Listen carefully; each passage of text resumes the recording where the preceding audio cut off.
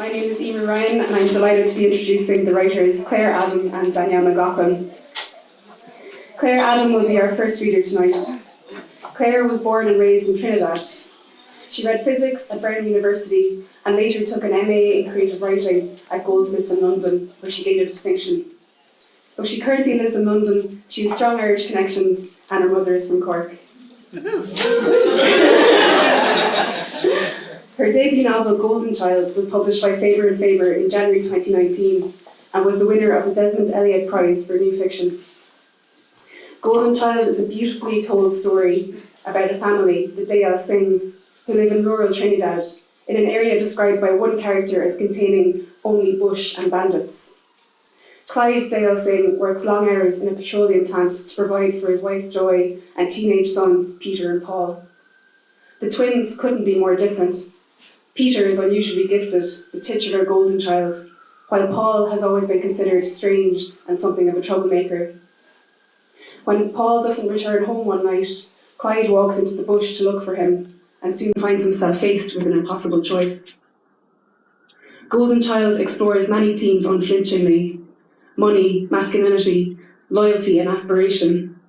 But for me, the most fascinating idea explored in the novel is the gulf that exists between parents and children that not even proximity or love can bridge. It is like there are two islands, Clyde thinks at one point about his son Peter's genius. One for people who understand about these things, and another for people who don't understand. Even now at 13, Clyde thinks, Peter is like a foreigner in Trinidad. His twin Paul, too, is something of an alien in his home place, described by others as being either crazy or slow. The passages in which the reader is afforded a glimpse into Paul's artistic, mercurial, misunderstood mind are some of the most moving I've encountered this year. Our second reader tonight is Danielle McLaughlin. Danielle's stories have appeared in The Stinging Fly, The Irish Times, Southward, The New Yorker, and the Faber Anthology, Being Various, and have been broadcast on RTE Radio 1 and BBC Radio 4. Her debut collection of short stories, Dinosaurs On Other Planets, was published by the Stinging Fly Press in 2015. She was UCC Writer-in-Residence for 2018 to 2019 and a recipient of the Windham-Campbell Prize earlier this year. 2 weeks ago today, she was announced as the winner of the Sunday Times Audible Short Story Award.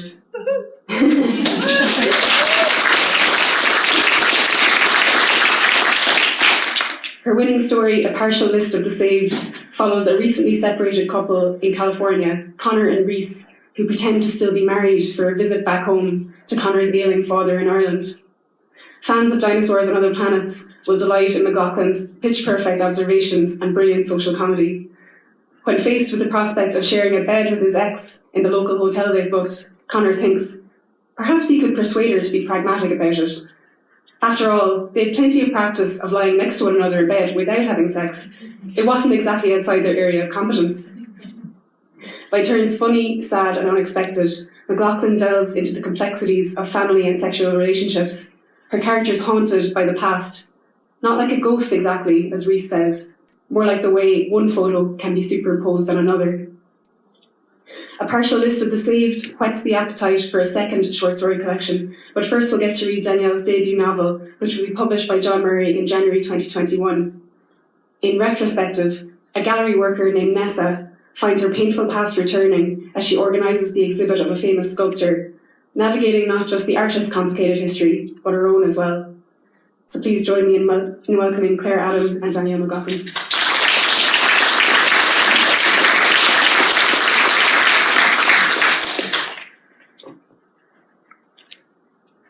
As you may have guessed, we're going to spend part of tonight talking about novels, both Claire's stunning debut, Golden Child, and Danielle's forthcoming debut novel, Retrospective. But being the Short Story Festival, I figured we better start off with short stories, and where better to start than congratulate Danielle on her recent win in the Sunday Times Audible Short Story Award. So can you tell us a bit about the night? Was it a lovely experience?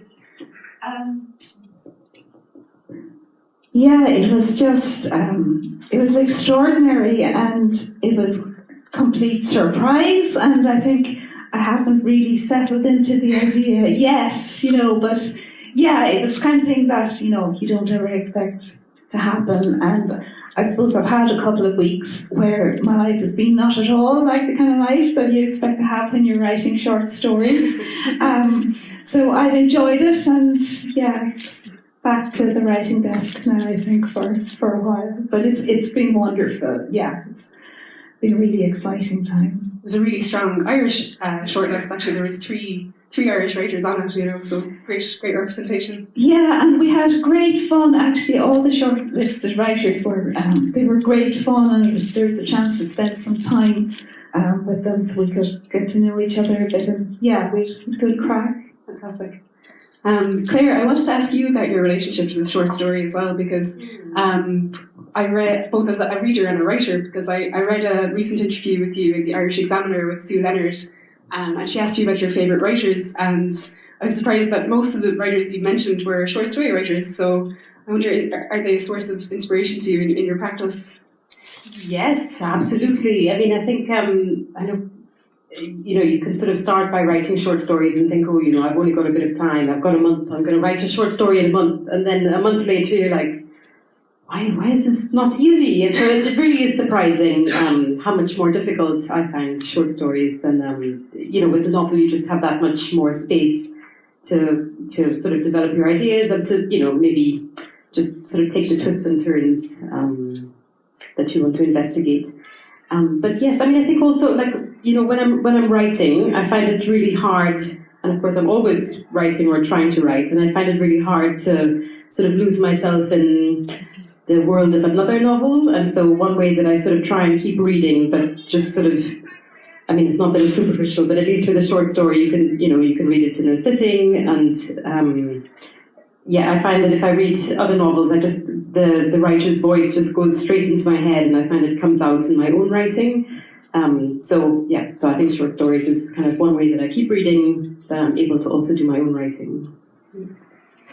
Danielle, I read in an interview that the central conceit of A Partial List of the Saved, which is your Sunday Times winning story, is based on a real life situation. And I wondered, is it the case that sometimes real life stories that you hear are just too good not to make it into fiction? And how do you navigate that?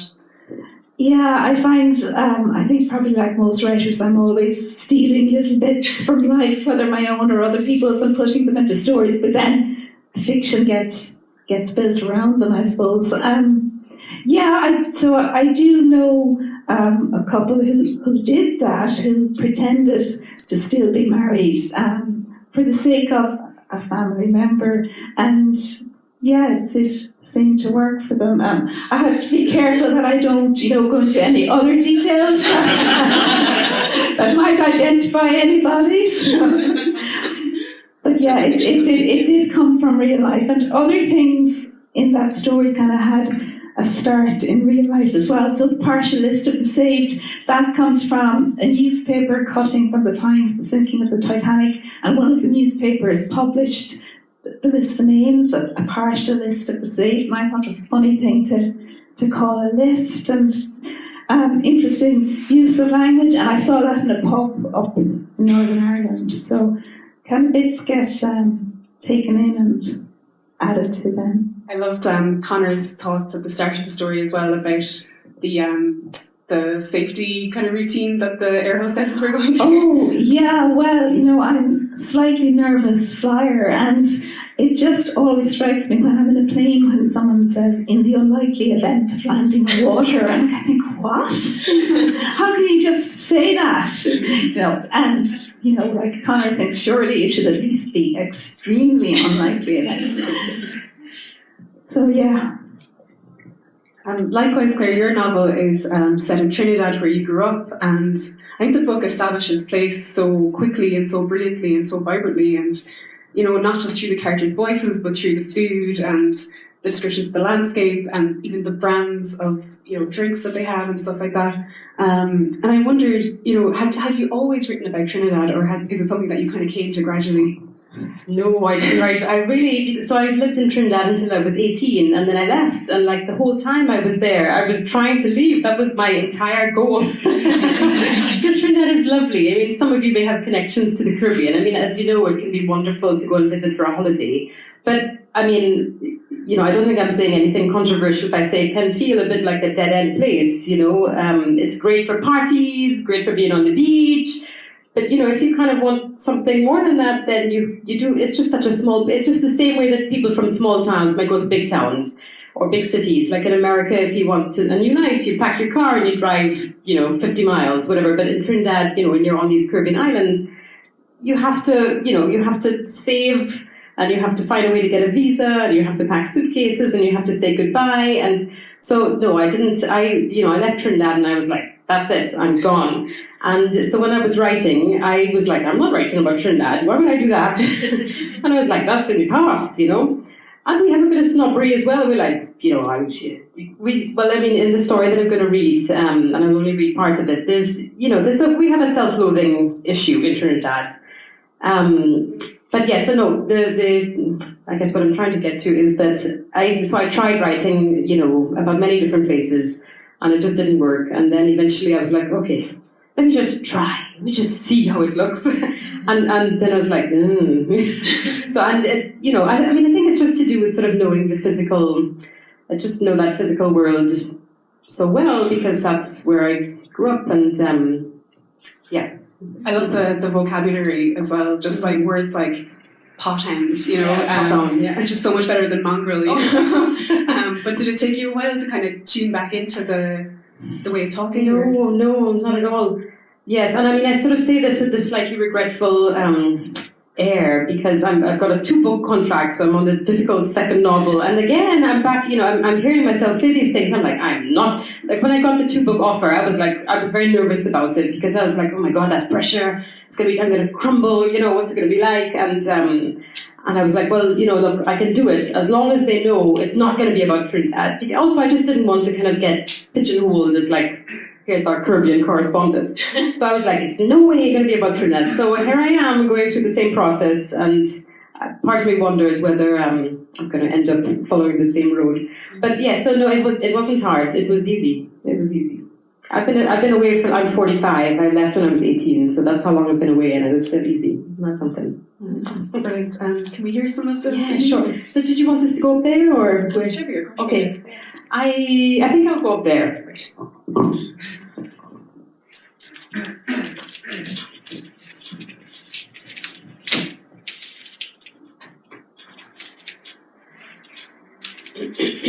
So this is can you hear me okay? Yeah. So this is a short story I wrote a good while ago. So I know we've been talking about the novel, but the character in this story sort of a very early draft of one of the characters who sort of comes up in the novel in a shadowy way. So you see, I born and raised 4 boy children. 4. When I was small, everybody used to say to me, Leela, how do you manage to get 4 boy children? So they asked me if I take any special supplement to make me more fertile for boys. I tell them it's only cod liver oil I take, but I take it every day. Every day of my life, as long as I could remember, I'd taken the cod liver oil. So maybe it's that. 3 of my boys still here in Trinidad, but the youngest is living in Boston now. He was always the one with the most brains. Even from when he was small, everybody could see that boy had brains. He was always reading, and he got a real add. You give him any 2 numbers, he could add them for you. But he was nice too. Sometimes when people are too bright, they can be kind of weird. Like they get fixated on things and they don't notice people. But Ronnie, he was bright and nice. He always had plenty friends. So even from small, people could see he was kind of destined for things. He went to Harvard, they gave him a full scholarship, and he did actuarial science. And now he's working in consulting. Ronnie was the last one of my boys to get married to a white American lady named Sinead. She called herself Irish. I don't understand why, because she born and raised in Boston. She only so, but she gave me 2 granddaughters, real sweetie pies. So I'm grateful to her for that. They came down to Trinidad this past Christmas. Oh, laws, those 2 girls, cute for so. The older one, Jessica, she's 8 now. She looks like a mummy, more fair-skinned and with like red hair. But the younger one, Stacy, she's looked more like us, darker skin. And you can see she had the de-alcing eyebrows, thick. But if you hear American accents, there's only one set of American accents. And they're wearing shoes all day long instead of going barefoot. And they put on all kind of sunscreen and mosquito spray before they go outside, all this kind of thing. I laugh at Ronnie. I say, boy, since when you need to put on sunscreen? It's sun you need, you know. I find you looking pale like a ghost. So many years he living in a cold country. He tell me about skin cancer or some kind of nonsense. I ain't say nothing. It's Ronnie's wife, Sinead. She's the one who asked me. She said, Leela, why don't you tell the girls about their ancestors? I say, ancestors? She said, yes, we came to Trinidad so the girls can learn about their heritage. I laugh a little bit. Americans does love all that kind of thing. But I say, okay, what you want to know? And she say, tell them the stories that you used to tell the boys when they were small, and the stories your mother used to tell you. And then she started to talk about oral history, and how slaves used to be illiterate, or something like that. I start to get vexed. I'm not illiterate, I tell her. I look illiterate to you? No, she says. Of course not. She talk about heritage again. I say, in any case, nobody in our family was a slave. The Africans were the slaves. The Indians were indentured laborers. I turn to the children and tell them that again, so they know. We were not slaves, I tell them. We were indentured laborers. It's different. Sinead started to open her mouth, but I give her one cut eye, and she closed her mouth again. However, after I simmer down, I say to Sinead, okay, I will tell the girls the one about how we got the big crack in the floor there in the living room. It used to be my husband Ramesh who used to tell this story, but he kind of wheezy nowadays, so you don't have enough breath to tell it properly. That's okay. We all hear that story enough times. Any of us could tell that story as if in fact it was our story. It's afternoon time and we're all sitting down together on the patio to take some breeze. I ask the girls, you know the crack I'm talking about? They say yes, the one in the living room. It divides the room almost in half and you have to be careful not to scrape your foot on the sharp edge. Right, I say. I could tell you the story. Is your great-grandfather, I tell them, who built this house. Him is your father, I'm pointing at Ronnie, and him is your grandfather, now Ramesh I'm pointing at, and he waved his hand to say, yes, that is me. And Ramesh's father, who we used to call Pope Chacha, nobody know why, is your great-grandfather.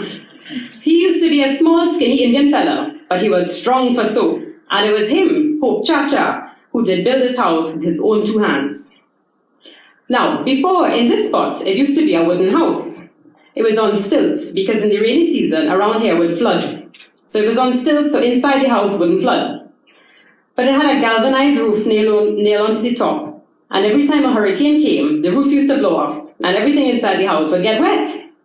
So Pope Chacha he say, I want a house made of bricks, with a roof that wouldn't blow off in the wind. And he broke down the wooden house, and he built up this here self-same house he's sitting in now, and he used bricks and cement, as you could see. And it was good, because it was still on stilts, so it didn't flood. And also the roof was fixed on with cement, so it wouldn't blow off. And then one time, when Ramesh was around 10, 11 years old, what happened? I'll tell you. Ramesh, he was lying down on his bed one day, and suddenly the whole house started to shake. And I moved my body so they could see how the house was shaking. And then he heard a big noise, like the whole house falling apart. And next thing, he see the concrete floor in the living room get a big crack down the middle. Pope Chacha was so mad. He say, what with flood, hurricane and earthquake? All we're missing is the plague of locusts. Ramesh nodded his head and smiled, as if to say, yes, that is exactly how it happened. Ronnie smiled too, and he'd take a little drink of his rum and coke. Even though he passed 30 years old now, and he must have heard that story 1,000 times, I could see he still liked to hear it again. Then everybody started looking at the girls to hear what they were going to say. The girls smiled, kind of shy because everybody stared at them. Like the 3 little piggies, Jessica says. What? The 3 little piggies. First they had a house made of straw and then sticks. No, it wasn't straw, Dudu. You weren't listening or what? It was made of wood. And then he knocked it down and built it back in bricks. The girls not listening, they're too busy giggling. Did she say, doo-doo? Doo-doo? They're rolling around on the sofa, cracking up laughing. Sinead is looking embarrassed and she's telling them to stop laughing. She says sorry. She says that by them, doo-doo is another word for poop. I say, I know, it's the same here. I can see she's afraid I offended, but I'm not offended. All the children does laugh here too, but everybody does still say it. It mean like darling, I tell her, doo-doo, but only when you're talking to children. Can we watch TV? Jessica asks. Sinead tells the children no, they must stay and listen. But I tell her, no, let them go. There's no problem. Let them watch the TV. But later, when I'm in the kitchen getting the food ready, I wonder if I just choose the wrong story to tell the girls, or if it is that children these days don't like to listen to old people anymore.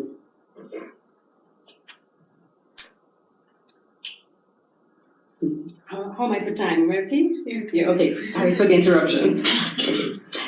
I know how children does be. You can't force them to be interested in things. If you force children, they only push back at you. I say to myself, Leela, don't force anything on them. If the children want to know something, they will come and ask you. And in fact, that is what happened. Ronnie and Sinead went up to Port of Spain and left the girls home with me. I was by the kitchen sink peeling potatoes, and Stacey came in from the backyard with a mango she picked from the tree, and she asked me to cut it up for her. I peeled the skin off and I gave it to her in a bowl, and I told her to go and eat it outside on the back step because the juice going to drip.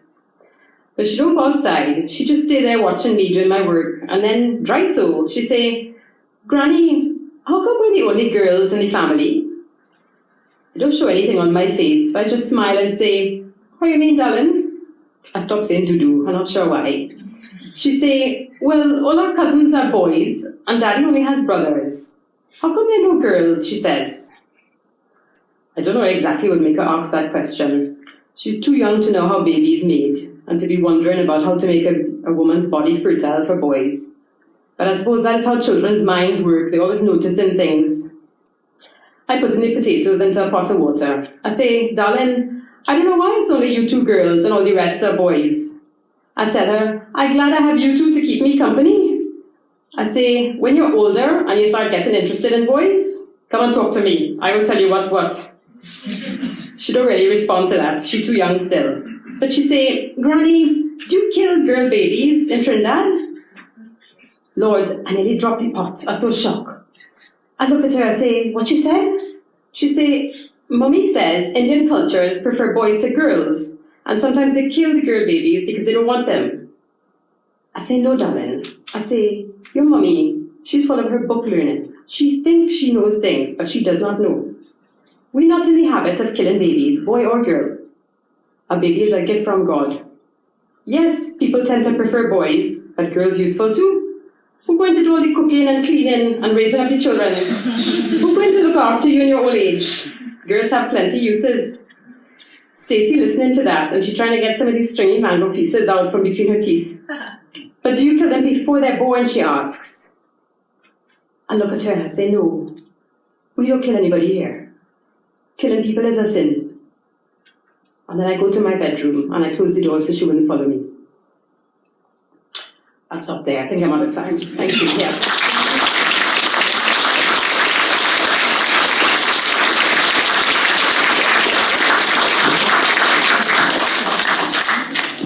Thanks, Claire. The voice is so great there, and one thing that I really enjoyed about Golden Child as well was the multiple perspectives.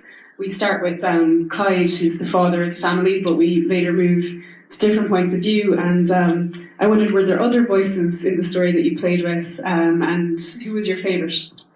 Oh, how to pick... yes, so in Golden Child side, there's sort of four voices. There's the father, the twins, and then there's an Irish Catholic priest who's a good guy. And strangely, even though, this... Like if you were to read the novel, you might sort of make a link between the mother in the story and the mother in this novel. But she doesn't have that much space in this one. So who was my favourite? The strongest voice for me was Clyde, who's the father. He's a very sort of forceful personality, and he, I had to kind of stop him from taking over the whole thing, really.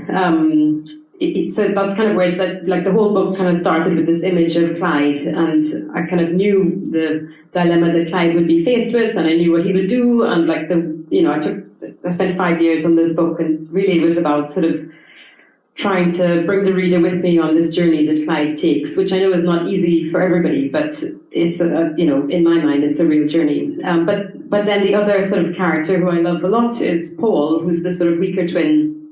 And it took a long time to kind of hear what he was saying, because Clyde is such a big man.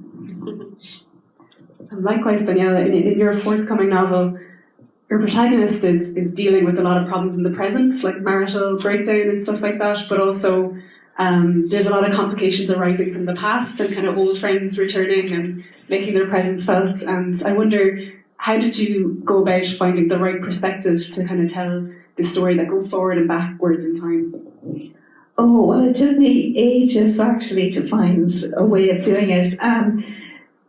To the extent that at one stage the entire novel was written in the first person and it's now in third person, so I had to go back and redo it all again and try it in third person. And that was a suggestion from my agent actually, and it was a very good suggestion because it was something that helped fix a problem I had with the voice. I think when I was using the I voice for the novel, and my main character in the novel is a woman in her 40s living in Cork, and I think maybe I was maybe channeling myself through her a bit, and I was being very, very, very hard on her, and there was a lot of sort of self-hatred maybe coming out in the I voice, and it was a bit unbalanced. And when I stepped back a bit with close third, then that bit of distance changed the way the story was being told, and it really helped. So yeah, voice was something I had to kind of try and fail with. It's amazing how a shift like that can kind of just completely change the story for the writer, as well as for the reader. Yeah, because it took me into a different place, and I was able to write the story better then from that slightly different perspective. So I'm very grateful to my agent for that. Claire, I'm glad you brought up Father Kavanagh, because I wanted to ask you about him. He's a really benevolent character in the novel, and you kind of see something in Paul that maybe others don't. And he's a character, I suppose, that Irish readers in particular can kind of identify with. But there's a really interesting scene later in the novel where he's kind of questioning Clyde on some of his parenting choices, and Clyde basically says to him, "You can't judge me," And I thought that was a really interesting way of forcing the reader to kind of examine their reaction to Clyde. And that's interesting. I mean, that's really interesting. And I mean, I suppose some people have kind of asked about how did Father Kavanagh, who's this Irish priest, end up there. And I think a long time ago, Irish priests sort of came as missionaries to Trinidad and sort of set up some of the schools, which now are some of the best schools in Trinidad. But yes, so it's having Father Kavanagh sort of on site gave me a lot of opportunities to kind of create a space where you could sort of consider these moral questions without me sort of as the author appearing to say, now what's the moral quandary that we're faced with here? It's sort of, those conversations could kind of happen easy because he's organically. Okay. Parenting is a theme that comes up in both your work. In Golden Child, Clyde is really struggling to balance the needs of both his children. And in retrospective, then Nessa is kind of struggling with the fact that her daughter is blaming her for something that's not her fault, and there's so much complexity in those relationships. And I just wondered if you could talk about how you went about creating them. Yeah, it was a big tangled mess, I think, the relationships for me anyway. The mother and daughter in the novel, they did sort of have their beginnings in one of the stories in my short story collection, Dinosaurs On Other Planets. So they're older, a couple of years older in the novel, but they sort of found their way in. They weren't the start point for the novel, so the idea for the novel, because I can remember where it started, it began in 2012 in a workshop I did with Nuala O'Connor down in Waterford for Waterford Writers Weekend, and it was from a prompt, and I got a little piece of broken pottery.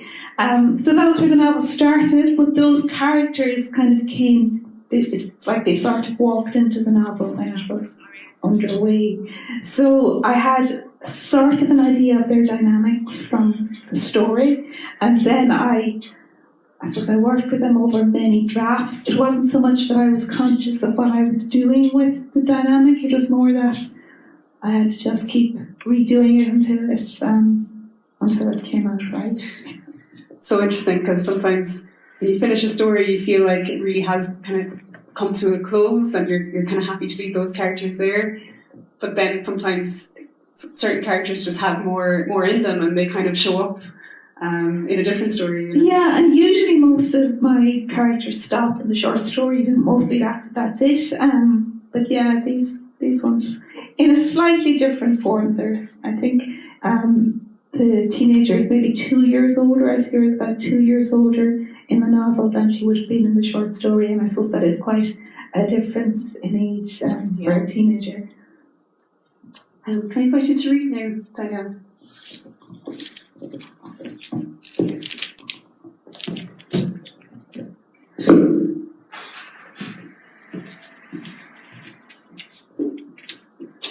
Okay, so I think I will read a little bit from the beginning of that story that I was just talking about. It's a story called The Art of Foot Binding, and it's in the collection Dinosaurs On Other Planets.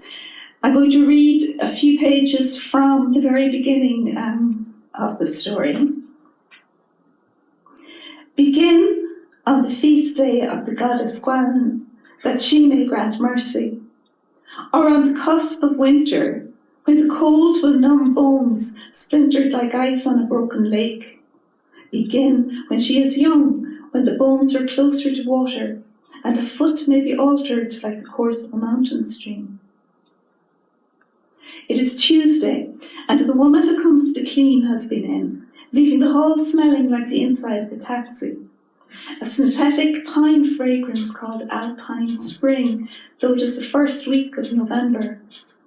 Janice unbuttons her wet coat, hangs it on a peg. She has thought to mention that she dislikes the scent, but she and the cleaner rarely overlap, and written down, I do not like the air freshener. The complaint seems trivial, almost petty. There is also the fact that the woman cleans for a number of other mothers at the school. Janice already senses a hierarchy of allegiances, suspects minor betrayals and indiscretions. Music is coming from upstairs, a heavy thud of bass that vibrates through the ceiling, the sound of Becky skipping hockey practice. Mrs. Harding from next door will be around. She will have been sitting by her front window watching for Janice's return, and will now be struggling into her ankle-length fur, lacing up her shoes, ready for the assault on Janice's front steps. She will complain how the wet leaves make them slippery, as if Janice has set a trap, and then, the music stopped, she will sit for an hour at the kitchen table, sniffing a cup of tea and talking. As she climbs the stairs, Janice pauses on the half landing to rearrange the collection of crystals, miniature figurines of birds and animals. They are displayed on a table by the window where the light shows them to best advantage. Every Tuesday, the cleaner removes them to dust the table, and every Tuesday returns them in reverse order. Today, inexplicably, the table appears not to have been dusted, and still they are out of position. In her daughter's bedroom, a row of stuffed toys gazes from a shelf. The years haven't been kind, each toy suffering its own peculiar disability. A ragged, tailless Eeyore, a molting one-eyed teddy bear. Becky scowls when she sees her mother. I told you to knock, she says, switching off the music. She turned 14 the previous July and has suddenly grown taller and broader. Her face, already too round to be pretty, has become rounder, and she has taken to wearing her long brown hair, her best feature, in a tight bun. She is sitting on the bed, still in her school blouse and skirt. Her shoes and her grey woolen socks have been removed, and she is winding a pair of Janice's tights around her right foot, the nylon already laddered where it stretches across her toes. "What do you think you're doing?" Janice says. "Binding my feet." Janice watches her daughter attempt to curl her toes underneath her foot, watches them spring back up again. "You're kidding, right?" It's for a history project with Miss Matthews. Basically, it's about how women suffered long ago. "I still don't understand why you're binding your feet." "So I can empathise," Becky says. "So I can see what it was like to be oppressed, basically." "How old is Miss Matthews?" Becky doesn't answer. She is winding the tights of the band around her toes. Just below her ankle is a silvery pink scar where she caught it in a door as a child, and the skin has grown back a shade lighter. She takes a strip of white material from a pile beside her on the bed and begins bandaging her foot, winding the cloth round and round until the foot is a white stub. Split the belly of a live calf and place her feet in the wound, deep so that blood covers the ankles. If there is no calf, heat the blood of a monkey until it boils, add mulberry root and a tannin. Soak the feet until the skin is soft. The room is cold and Janice makes her way across the debris on the floor. Underwear, magazines, aerosol canisters to close the window. Tampons and brightly coloured wrappers spill like sweets from a box on the dressing table beside eyeshadows and lip gloss. They seem out of place, these adult things, as if a child has been playing with the contents of her mother's handbag. The bedroom was to the back of the house, overlooking a narrow garden that slopes to the river. When Becky was small, Janice had worried that she would wander away and drown, and one summer Philip constructed a fence from sheets of metal nailed to wooden stakes. It has served its purpose, but is an eyesore now. The metal sheeting buckled and rusted. Once spring arrives, Janice thinks. Once the days are longer and the weather milder, she will dismantle it. She shuts the window and draws across the curtains. Becky is still busy with the tights. Beside her on the bed are several sheets of paper, including one headed "The Art of Foot Binding," a poor quality facsimile of a handwritten manual. Next to it is a page of photos and diagrams, some accompanied by instructions. Rub the feet with Bayan stone or a piece of bull's horn. Janice does not immediately recognise the thing in the photographs as a foot. It is a greyish-white lump, toes melted into the sole like plastic that has been left too near a fire. The owner of the foot smiles shyly out at the camera. There is something grotesque, almost sordid in the way she displays her deformity, like a freak act from an old travelling circus, and Janice looks away, back to her daughter's feet. As she watches Becky winding the strips round and round, she recognises the delicate scalping of the Egyptian cotton pillowcases from the guest bedroom. Damn it, Becky, have you any idea how much those cost? Couldn't you have used something else? Anything else? I searched everywhere, Becky says. There was nothing else. If you were home, I could have asked you for something else, but you weren't. Maybe I should explain to Miss Matthews the oppressive cost of pillowcases.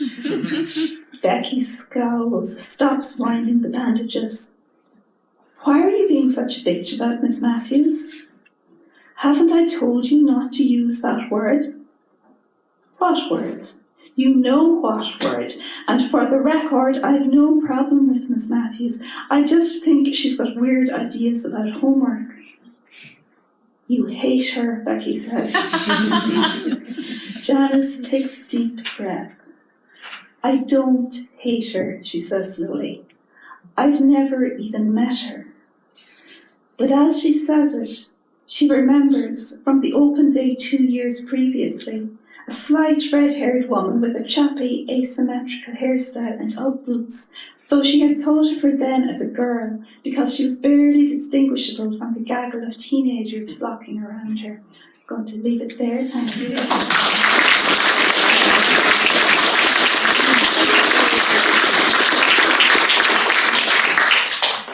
And I love that the ongoing woes with the cleaner have kind of found their way into the novel as well. There's a brilliant line where Nessa says, having a cleaner is like having a poltergeist, because you come home and things have been moved around in your absence.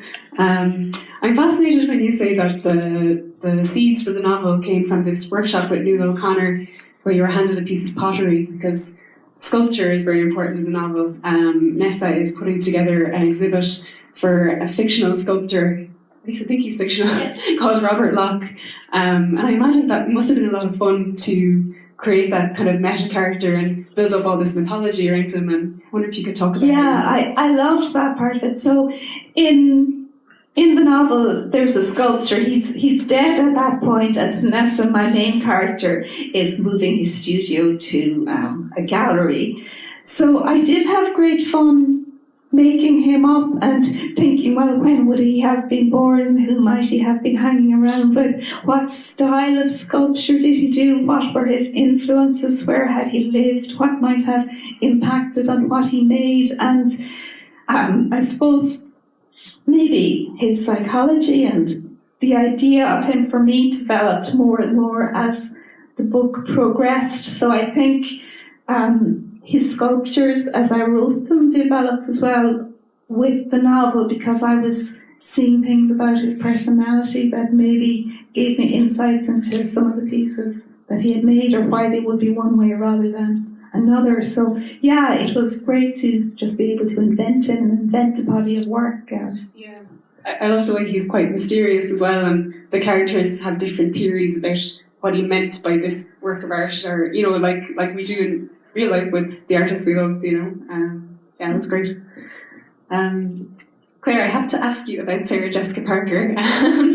For those of you who don't know, Claire's novel is published by Faber in the UK, but in the US it's published by a new imprint called SJP for Hogarth, which is run by none other than the actress Sarah Jessica Parker.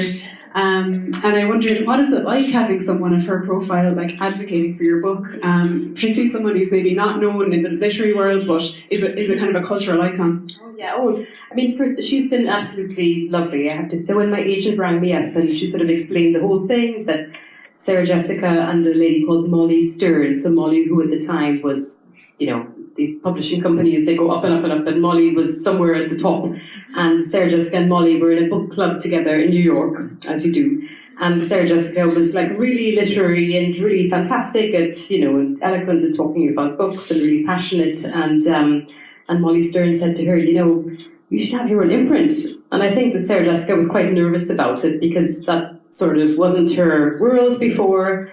And she, but she was sort of up for the challenge, and I think she sort of saw the good that she could do, sort of trying to bring books, and maybe in some cases books which sort of wouldn't reach a particular readership in America normally. So she said yes, but she really has been fantastic. So she read the book cover to cover. She loves the characters. So I think that was the thing that, I wasn't sure, I was like, is this going to work? But once I spoke to her, I was, thank goodness, because it does come up in interviews, and I cannot lie. It would be awful for me. But she's absolutely lovely, and she's, she loves the book, and she didn't ask me to change anything, and she fully understood why Clyde did what he did. So yeah, I feel so lucky, that's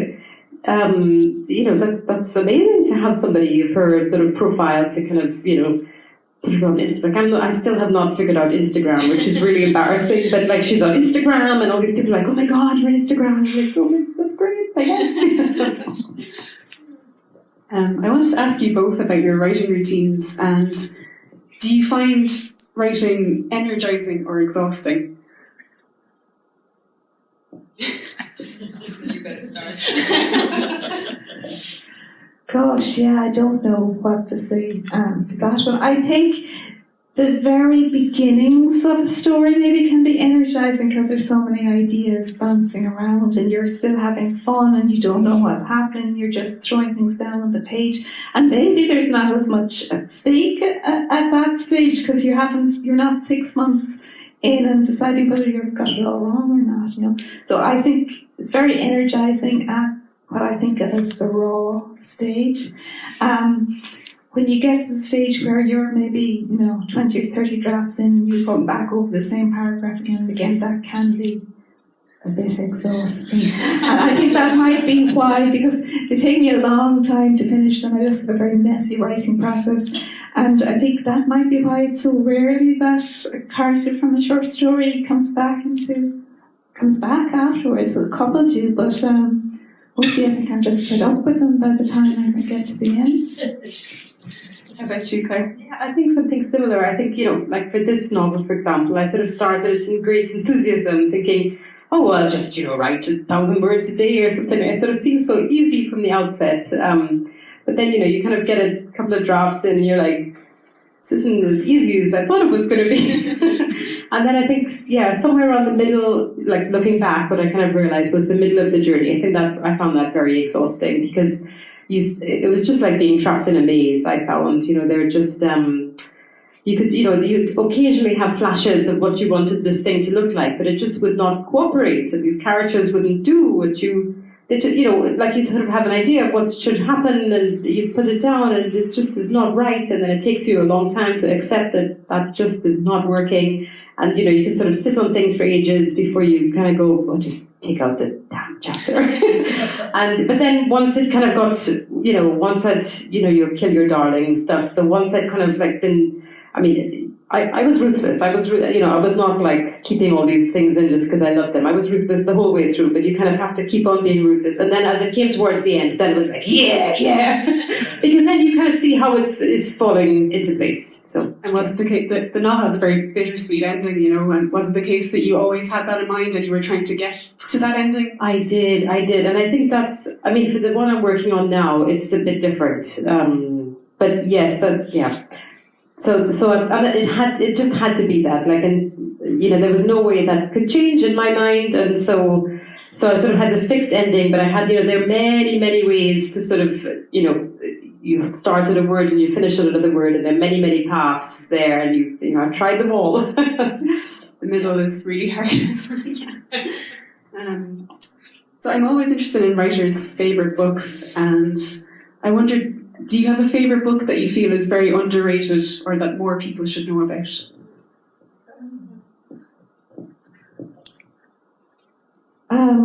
Let me see. I've just read recently a very good book called Bina by Anna Schofield, and that's fabulous. And I think we can't buy it here, you have to order it, but she's a fabulous writer. So I think her book's Martin John, and she has an earlier one as well. The name escapes me now, but Anna Kena, she's be great to have her work more widely read.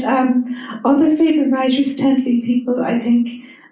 So I love Kevin Barry, who's already hugely acclaimed everywhere, and Strout as well. Yeah. Do you have any underrated writers? Underrated writers? I don't know. Well, if you're looking for a Trinidadian writer, we have a chap called Earl Lovelace, who is he's beloved in Trinidad. So if you're sort of wanting to read it, something different, he's not very well known, I think, outside of Trinidad, but we have to read him for GCSEs, and we love him. So other, it's sort of standard stuff. So I did physics, so I didn't I feel like I'm a bit behind in my English literature reading. But also I think coming from Trinidad, we just didn't have, we didn't have the bookshops that you guys might have here. So we sort of, it was quite hard to get books. So we had, I read like American, we just what we had for GCSEs and things like that, And so like when I was getting ready to write this novel, I read Disgrace, and so I sort of know that one beginning to end, because I was like, this is what I want to write. Yeah, not that it's underrated, but do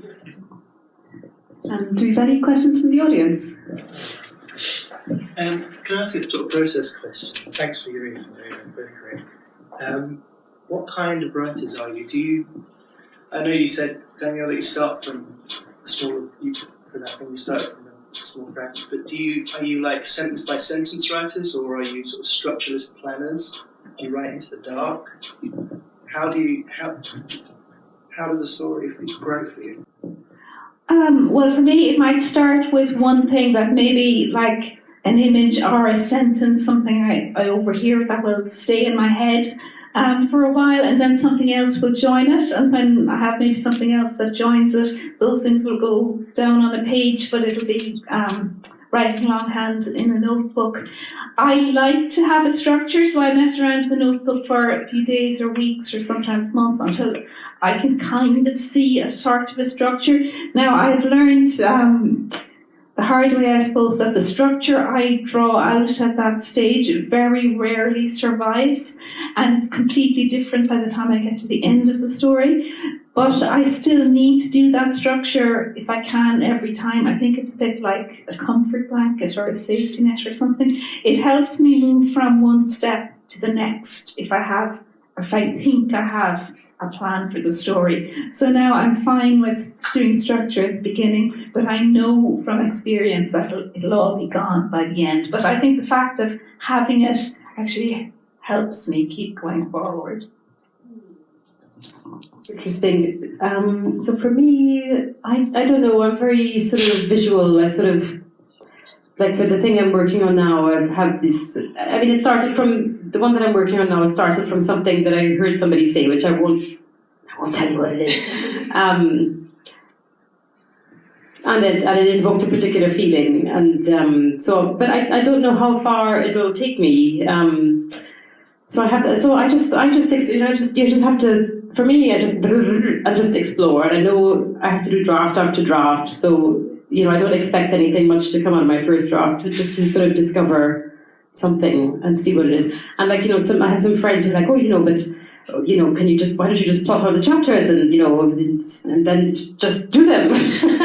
And it doesn't, at least for me, it doesn't kind of work like that, because you don't know what these people are going to do. You have to see what they do, and I can take a lot of wrong turns, and what you think is going to be important turns out not to be,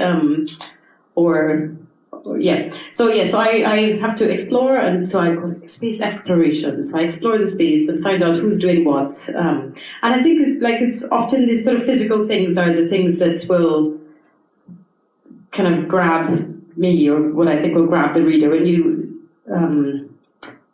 the sort of characters moving or interacting in a physical way. So it's not the sort of, I was on the train and I thought about my life. It's for me what kind of, I feel like the wheels are turning when I can see people's hands moving. I don't know if that helps you much. That's really interesting when you say, your friends are like, just plot it out and write it, and it comes back to that metaphor of writers being either architects or gardeners, like architects kind of plan everything ahead of time, and gardeners kind of explore, start with something small and then kind of explore out. But I think you're right, I think you have to leave that bit of flexibility for the characters to do something unexpected, and not just follow the plot, Yeah. Any other questions? Claire, 20 years ago, you told me you wanted to be a writer, and your novel is coming out this year. What advice have you to give to people whose ambition just takes a long time? Oh, that's a lovely question. I'm here to give advice, everybody. I don't know. I mean, I think a lot of people want to be, I don't know why I wanted to be a writer. It just seemed like, to be honest, it probably seemed easy. It's like you sit there, you drink wine, books of your royalty statements come in. That's kind of how it seemed. And I think now, to be honest, in all honesty, I would kind of advise people not to do it, run away, do something else. It is so hard. It is much harder than I thought it would be. Hello, I did quantum physics. This is really hard. So, I mean, the only advice anybody can give you is if you really want to do it, just keep going. I think it's just, I wish it sounded more profound than that, but I think it's just keep trying. And, everybody takes a different length of time. I mean, it actually wasn't 20 years. This one was 5 years. But there was a lot of, scribbling and a lot of reading and, talking to people and things like that. Can you tell us a bit more actually about your journey from quantum physics to writing novels? Well, actually, I'm boasting about my quantum physics, but actually, I wasn't that good at it. That's the sort of short time. But no, so I mean, so in Trinidad, I wanted, to get to the US, you have to work very hard, and you have to get good grades, and you have to get scholarships. And so the way to do that is to do a subject where you can get 100%. So that was what I did. And I really loved physics. It was fantastic, but the reality of physics is that you're in this lab underground, working on something. You think you're going to work on the secrets of the universe, but in fact you're working on like something teeny tiny. And I was 22 and I could see my whole life stretching ahead of me, and I'm just like, no way am I going to be in this lab. So that was it. I was like, I'm out of here. And yes, I mean, so the writing has sort of been in the back of my mind, and there were times in my life where I had loads of time and I didn't use it to write, and then suddenly I had kids and I was like, oh my god, my time is running out. And that's when I got serious about it finally. When you were at Brown, did you get a chance to take other courses outside of physics, or? No, Brown was quite good like that. So you can do a mix of all sorts of things. I did some Japanese literature, and I did what they called modern English literature. I had to read Ulysses. I don't remember that much, but so I feel really behind on the reading actually. So it's something I'm working on. So I'm starting with the Greeks, and I'm working my way up. Anybody else like to ask a question? Danielle, you mentioned that you, I'll say translated, converted, I don't know what the right verb is. You moved an entire book from the novel from the first person to the third. Could you say something about what wasn't translatable or what got lost in translation as part of that process? What you can do and what you can't do? I think that maybe I wasn't conscious enough when I was writing in the first person of how I was communicating things to the reader, and maybe I was being a little bit self-indulgent by allowing myself to be kind of too mean to my main character in first person. And I think it was a bit like I was giving out to myself, so I kind of think it's hard to know when to do a book first person or when to do close third. Most of my stories tend to be third person.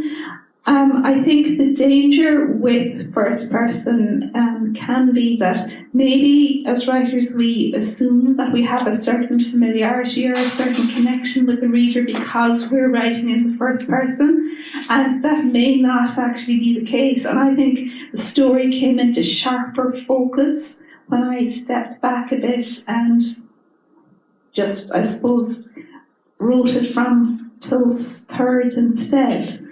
So I don't know I don't think there is any way of knowing until you sit down and try a piece whether it's going to be a first person story or a third person. I know that I had been reading and hugely admiring the work of Claire Louise Bennett. Has the most amazing first person stories, and I think I would have liked very much to be able to write like that, but I suppose that's the thing, we can only write like ourselves. So when I went back to third person, I think maybe I fitted my own voice maybe more. Anybody else like to ask a question? A random comment. So I feel like Claire Louise Bennett, those stories have made a huge impact here. I've heard several writers talk about that collection. I think I read one. I couldn't quite. I'm being really dim, but like, what was it which caused it to make such a? I mean, so I know that I think the story that I heard or read was. I mean, I could see it's sort of a close first person story, but what was it that was so amazing about her stories? I think it was the way she uses language to get very, very, very deep interiority, I think. So there's this very real sense of intimacy, and you feel like you're very close to a person who's actually themselves very isolated from all of humanity. So there's that feeling that you're very close to someone who's existing in very tight isolation. And she uses language in a way that's fun, I think. It's a really funny book. Yeah, so it's really sharp and funny, and I think that's important, because if you were to write a story about someone who's very isolated, and I don't think there are any other characters much who appear in the book, am I right?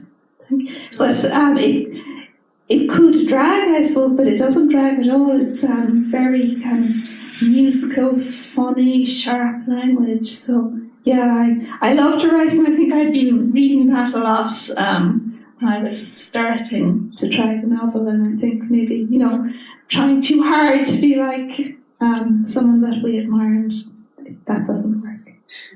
The book, it's Pond by Claire Louise Bennett, by the way. It was published in Ireland as a short story collection, and when it was published in the US, it was published as a novel. So that's another interesting thing about it. It's an interesting structure. Would anybody else like to ask a question? Just a question about story length. Do you kind of write, either both of you, do you write with particular publications or competitions in mind in terms of the length of the story, or do you just flip it until it feels like it's ended? I don't write with competitions in mind. I don't know if that would work for me. But having said that, I have a thing which I've written, which is just too long, and I think my agent is finding it's a little bit hard to send it somewhere. So maybe it would be more helpful to write with the length in mind. So what I have, and I hope it gets out, because I'm quite pleased with it. So it's 7,500 words, so it's too long for many outlets. I mean, Danielle, you probably can answer this better. Yeah, well, when I started sending out stories at the time, most of the opportunities for submissions for magazines and competitions were 2,000 or 3,000 words in length, so that tended to be the length of the stories that I wrote. And then I realised when I started letting the stories go a bit longer, that actually that suited my writing style better. So I wrote a story that turned out quite long, and I wanted to send a story to the Stinging Fly magazine, and at the time they had a word count limit. I don't think they do anymore. So I said, I have stories to send, and I do have some that are the specified length, but I also have a longer story, and I think that the longer one might be better. So they said, send us the longer one, and they published the longer one, and from then on I always let stories be whatever length they needed to be. So now a lot of my stories will run to 5, 6, 7, 8,000 words, and it's just that I think the way that some runners have particular distances that they're better at than others, that writers maybe have particular lengths that we work more comfortably at. I don't know.